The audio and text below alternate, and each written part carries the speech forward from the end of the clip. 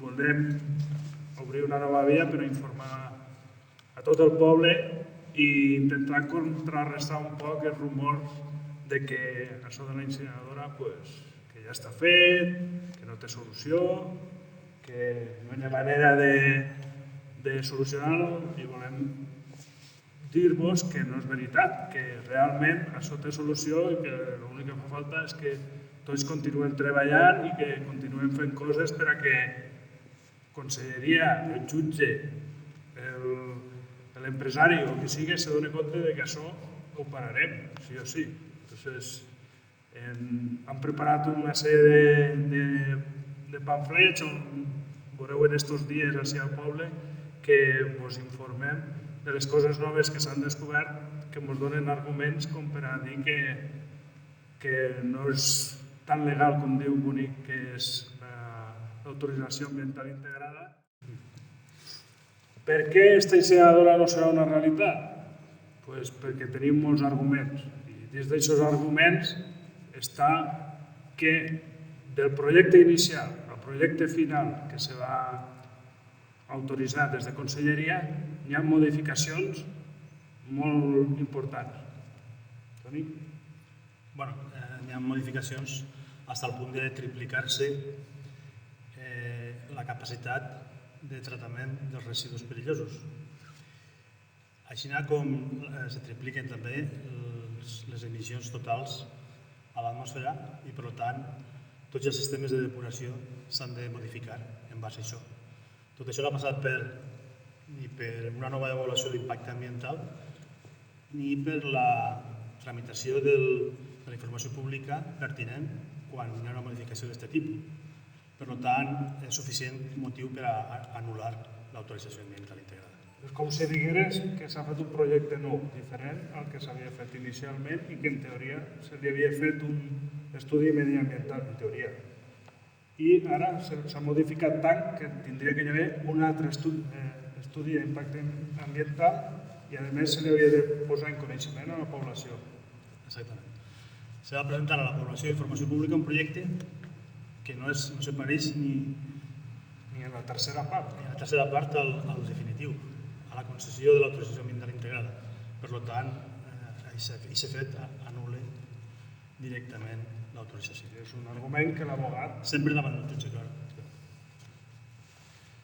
També volem dir-vos que, aquells que no ho sapigueu ja, que Europa està duent a terme una investigació o has començat una investigació per tot aquest procediment que no està conforme a la normativa correspon. Bueno, des del principi sabeu perfectament que vam iniciar una campanya per demanar-li a Europa que s'anul·lara l'autorització ambiental integrada precisament perquè enteníem que hi havia moltes irregularitats, tant a Europa com al síndic de greuges de la Comunitat Valenciana. En aquesta investigació, contestant-li a la Conselleria, precisament ha sigut quan s'ha descobert, o hem descobert nosaltres, tota aquesta informació, totes aquestes modificacions substancials del projecte i, per tant, igual que les hem aportat a la Conselleria a través del síndic, també han arribat a Europa per la via de la Comissió de Peticions en una ampliació d'informació que hem fet nosaltres en base a un informe en el que detallem totes aquestes modificacions. També tenim que dir-vos que des de Salut Pública s'ha iniciat la investigació sobre els valors de la planta de Raibal i les afeccions a la salut que està produint en les proximitats, els veïns més pròxims a ella. Fa ja 15 dies que està fent una sèrie d'aquestes, Salut Pública, i al final de tot això se farà un informe que utilitzarem, portarem a la Fiscalia per iniciar la via penal dels possibles delictes ambientals i contra la salut pública que pugui estar afectant a la població. Hi ha 126 persones que van aportar un paper testificant declaracions com que havien estat afectades per culpa de les emanacions aquestes difuses que eixen de la planta. També s'ajuntarà a aquestes les que se van presentar en el 2009 per les mateixes raons. O sigui, des del 2008 pràcticament s'està produint un problema d'emissions difuses de la planta que provoquen aquests olors que podem arribar a sentir, però que produeixen efectes en la salut que se poden detectar com a símptomes de nàusees, marejos, dolor de cap, que són els símptomes característics de les emissions difuses dels dissolvents. I que el problema no sols és que aquests símptomes són momentanis, però a llarg termini aquests símptomes, això el cos va acumulant-lo i poden dur a algun altre tipus d'enfermedad o un tipus de molèstia més greu. I, bueno, en aquest sentit també hi ha una altra cosa que se diu que la incineradora ja està construïda i que no és veritat, perquè per començar el permís d'obres no el té, perquè l'Ajuntament, segons ens ha informat, en la modificació del Pla General d'Ordenació Urbana que se va fer, pot denegar-li la llicència d'obres per a construir la incineradora. Entonces, està en marxa això, sabem que ha demanat els permisos, sabem que estan estudiant-ho, que se li han demanat més informes perquè inicialment va demanar una llicència d'obres menors, quan se suposa que una infraestructura d'aquestes envergadura, quan ha triplicat la quantitat de tot de lo que vol cremar allí, necessitaria una llicència d'obres major. El primer pas va ser demanar-li la llicència d'obres majors i ara estan en informes que sí que veiem. Entonces, de moment d'incineradora, res, i després tampoc. Bueno, volem aprofitar aquest espai per a presentar-vos aquesta revista. L'anem a presentar avui en la nostra assemblea. I el fet és que ja fa molt de temps que estem utilitzant les redes socials per a donar a conèixer qualsevol tipus d'informació i anar actualitzant-la contínuament, però és moltíssima la gent que no té accés ni a correus electrònics ni a les redes socials i és per lo que han decidit editar aquesta revista en paper. El que farem serà distribuir-la en alguns comerços del poble, que ja us ho farem saber en quins concretament. L'únic que anem a demanar és un donatiu d'1 € per a intentar financiar la lluita i que tinguem fons per a continuar endavant. La revista n'hi ha que financiar-la, també n'hi ha que pagar-la. I no sols la revista, són moltíssimes les coses que s'estan fent i sabeu que per a tot fan falta diners.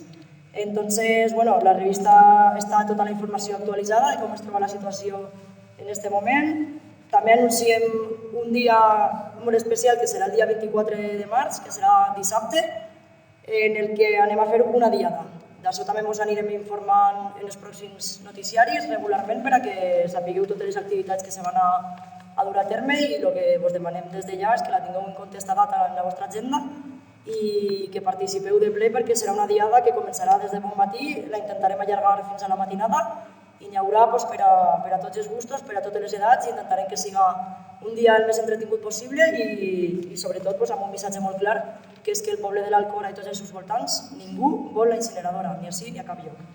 I en aquesta diada hi haurà tallers de reciclatge, tallers de manualitats en coses reciclades, hi haurà un mercadillo de coses de segona mà, hi haurà xerrades, intentarem que estiguen ecologistes, metges, tècnics, abogats, intentarem fer un dia lúdic però al mateix temps que servisca d'informació per a tothom i que al finalitzar el dia, a més de l'activitat al llarg de tot el dia, va acabar concerts també per a la gent jove i la gent major. Hi ha grups que s'han prestat, hi ha gent que intentarem que hi hagi alguna obra de teatre o alguna cosa així. De moment són moltes les activitats que estem plantejant, ho tenim que anar encara perfilant, però la data està confirmada, és el dia 24 de març, serà en la pista, que és el recinte que tots coneixem i associem també als actes festius, i sobretot volem que sigui això, un dia de conscienciació també per el tema del reciclatge, farem tots els tallers que menciona Raül